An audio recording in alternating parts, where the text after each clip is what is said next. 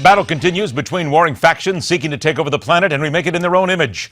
Google seeks to ensure every person is hardwired to their way of thinking. Amazon seeks to enslave the planet into buying everything from them online. Yet the Federal Aviation Administration may have just stole the Amazon idea for a short spell. It's top of the money news here on a holiday. Bulls, Bears, and Bucks dives in. Welcome back. The Newsmax Director of Financial Newsletters, Jeff Yastine, joins us. All right, Jeff, let's go ahead and get to work. No holiday for you, young man.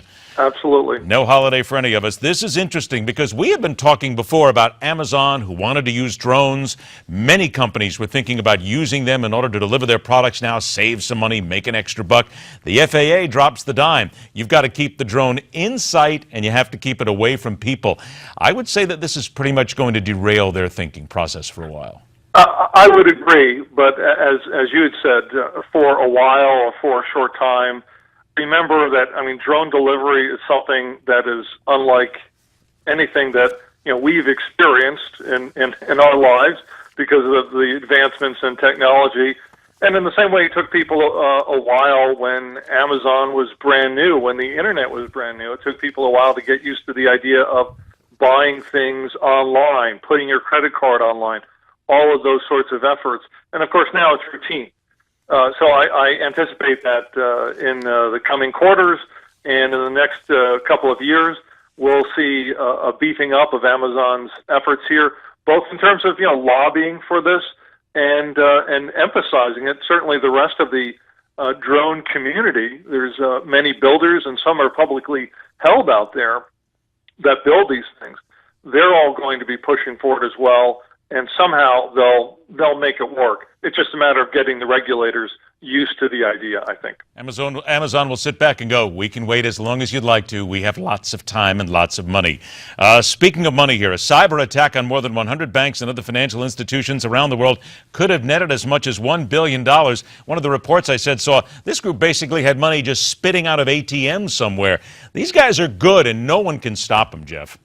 This is really an interesting report, and it really shows that how vulnerable, of course, these banks are. You'd think that they would have the absolute best, since they don't deal with the same sorts of interruptions and vulnerabilities that, say, a Target or a Home Depot does in terms of software being downloaded into their point-of-sale terminals and that sort of thing. But obviously, the hackers were able to make it work, and it points to some discussion that's going on in the cybersecurity community regarding almost a change in thinking in order to help avoid these kinds of attacks in the future, or at least reduce them.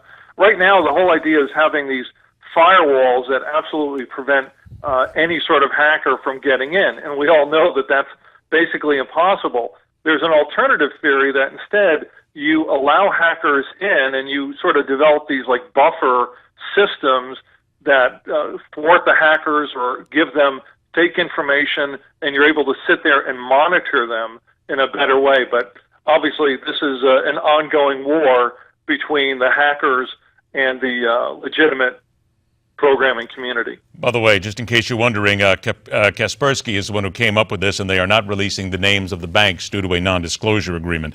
About a minute or so that we have left here. We talked about this several weeks ago. Labor dispute on the West Coast, now disrupting supply chains across the Pacific, and shipping freight rates are getting more expensive. They're up 23 points. So this is now having an effect on business across America.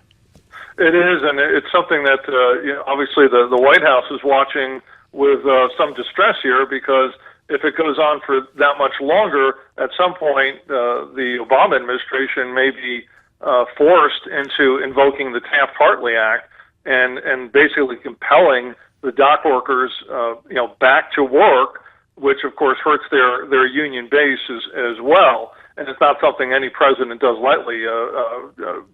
George W. Bush did this last time back early in the 2000s, and Obama managed to avoid it back in 2012 through some last-minute interventions, and it appears that's what they're doing now when he asked the Labor Secretary to travel to California and mediate these ongoing talks between the two sides. We'll see what happens. Let's remind everybody that if you want to follow what's happening, all you have to do is go to the Newsmax website, click on Money News, and right there you will find the latest news. You'll find the inside as well. Oh, and also don't forget, go to fircollapse.com. That is how a covert plan could unleash financial havoc. It's available right here, thanks to Newsmax. And thanks to Jeff Yastine as well. Thank you, Jeff. We'll see you next week. Thanks, Ed. Or later on this week, I should say. There you go. All right, turn the page and head for Indiana, where lawmakers are making a mess of education. We'll also dig into the GOP message and what it might be from the coming CPAC. It's coming up right here on MidPoint.